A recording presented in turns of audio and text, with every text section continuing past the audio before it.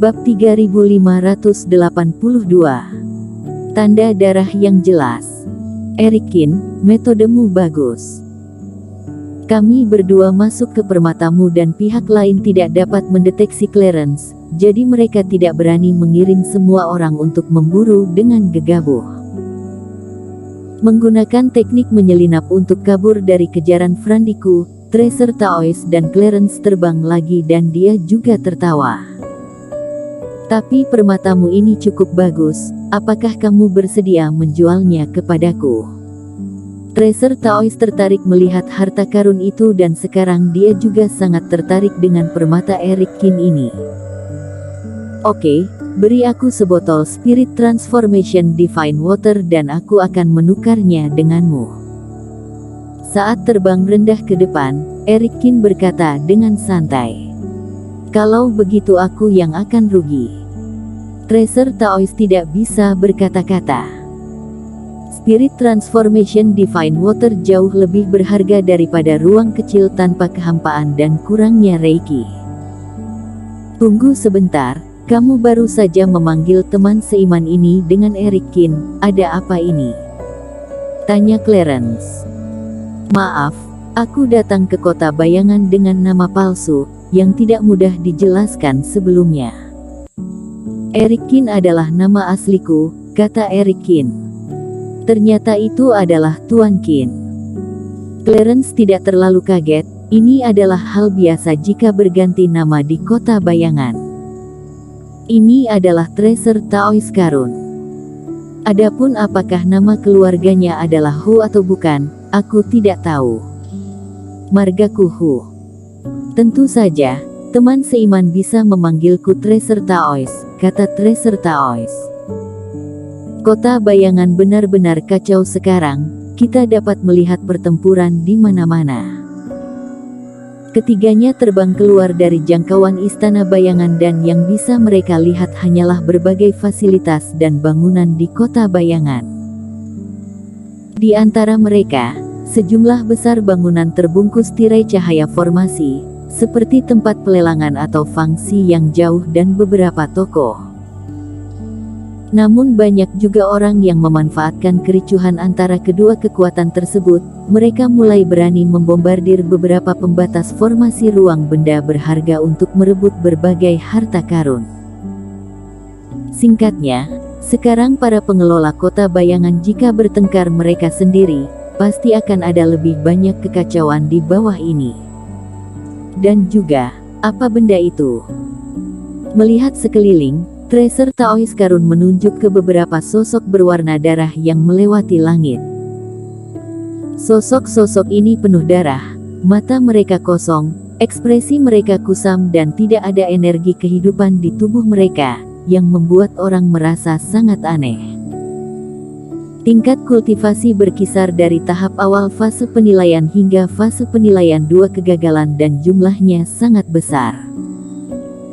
Selain itu, mereka tidak peduli dengan para kultivator yang kacau di bawah, tetapi hanya berkeliling dan mencari para kultivator istana bayangan untuk dibunuh.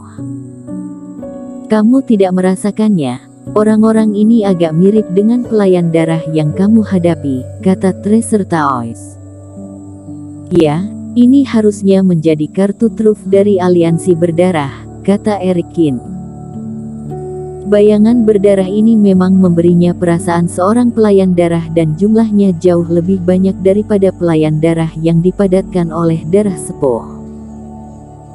Tak heran jika Surya Chen merasa situasinya sudah berakhir, dengan banyaknya roh kebijakan dan para pelayan darah yang tidak takut mati bergabung dalam pertempuran, kekuatan kedua belah pihak pasti akan berubah secara tiba-tiba. Sambil terbang ke depan, Erikin tiba-tiba berhenti dan menatap langit dengan sungguh-sungguh. Kali ini, dia merasakan perasaan yang kuat karena diintai lagi dan sepertinya tidak ada yang ditutup-tutupi sebelumnya, itu adalah pengintaian yang sepenuhnya secara langsung. Di laut kesadaran, token giok tinta terus berdengung. Mulai lagi. Kemudian, di bawah tatapan terkejut Clarence dan Tracer Taois, tepat di atas langit, sebuah cahaya Reiki tiba-tiba ditembak ke bawah, langsung menutupi posisi ketiga orang itu. Segera, di atas kepala 3 orang, mereka mengembun menjadi 3 tanda mata darah. Sial, masih ada metode seperti itu. Raut wajah Tracer Taois berubah drastis dan dia tidak bisa menahan untuk berteriak. Tanda yang tergantung di atas kepala 3 orang tidak akan rusak oleh penyerangan bagaimanapun caranya, seperti ketiadaan dan jejak ini akan mengikuti seperti bayangan. Sekarang mereka bertiga menyembunyikan jejak mereka, tetapi tanda di kepala mereka sama saja dengan mengekspos keberadaan mereka bertiga. Pada saat perubahan ini terjadi, orang-orang berdarah yang berkeliaran di sekitar menghentikan tubuh mereka dan menatap mereka dengan mata merah. Mereka tidak bisa melihat Eric Kin dan lainnya, tetapi mereka bisa melihat tanda yang berkedip-kedip. Gruar. Dan orang-orang berdarah ini mengeluarkan raungan keras, satu persatu, seperti belalang, mengepung dan menyerang mereka bertiga. Adegan ini juga mengejutkan para kultivator yang sedang bersantai tidak jauh di sana. Pertama, tirai tipis turun dari suatu tempat di langit dan kemudian orang-orang berdarah bodoh ini bergegas menuju tanda itu.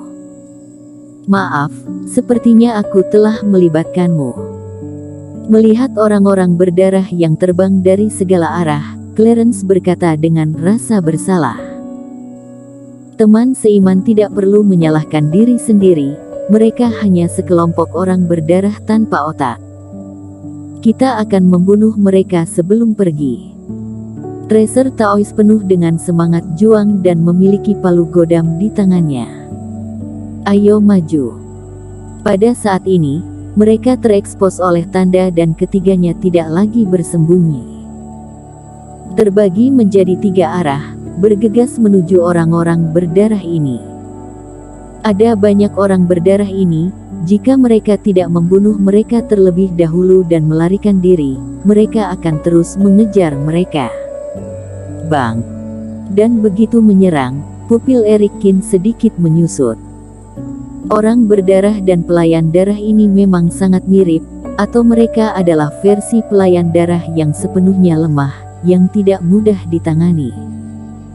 Tubuh Taois sangat keras, tidak ada bedanya dengan pupet. Dengan tangannya, cahaya yang menggelegar menyembur keluar dan saat pelayan darah diledakkan, cahaya guntur mengalir ke kekosongan di sepanjang anggota tubuhnya dan tubuhnya tidak mengalami banyak kerusakan sama sekali. Dalam hal ini, dapat dikatakan bahwa bukan semuanya tidak terkalahkan, tetapi juga sangat tahan terhadap ilmu sihir. Di dua sisi lainnya, Clarence dan Tracer Taois juga memerhatikan hal ini. Eric Kin, pelayan darah ini tidak hanya menahan ilmu sihir, tetapi juga seperti pelayan darah Sepo, mereka abadi. Tracer Taois berkata dengan terengah-engah. Palu godam di tangannya terbang dan dia telah menghancurkan 2 pelayan darah, tetapi setelah orang-orang ini berubah menjadi darah, mereka benar-benar menggeliat di tanah, lalu itu tidak akan memakan waktu lama sebelum mereka kembali ke bentuk manusia. Tidak bisa dilanjutkan lagi, akan sangat merepotkan untuk terjerat dengan hal-hal ini, kita harus pergi. Melihat ke kejauhan, masih ada pelayan darah di sekitar mereka dan mata Eric Kin menjadi serius. Mereka awalnya berencana untuk membunuh mayat hidup ini sebelum pergi, tetapi sekarang tampaknya peluang itu tidak besar lagi. Masalahnya adalah kita ingin pergi sekarang dan makhluk yang tidak takut mati ini mungkin tidak akan membiarkan kita pergi. Serahkan padaku dan kamu bisa memanggil kapal spiritual. Sementara rambut Eric Kin berkibar, matanya biru, seolah-olah dia telah menjadi dewa guntur.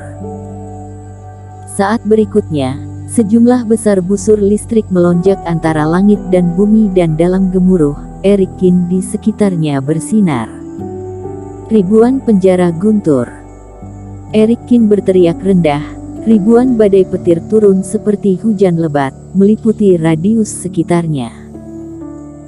Pelayan darah yang berkerumun satu demi satu disambar petir dan mereka semua langsung jatuh ke tanah seolah-olah dipaku di tanah. Dan itu belum berakhir. Pada saat yang sama dengan Guntur jatuh, sosok lain muncul di belakang Erik Kin. Berlawanan dengan cahaya petir langit, roh ini diselimuti api. Teknik tarian naga. Gruar. Di atas langit, kekosongan hancur. 21 naga api menyala, dengan kepala terangkat tinggi, terbang mengaum. Bersambung.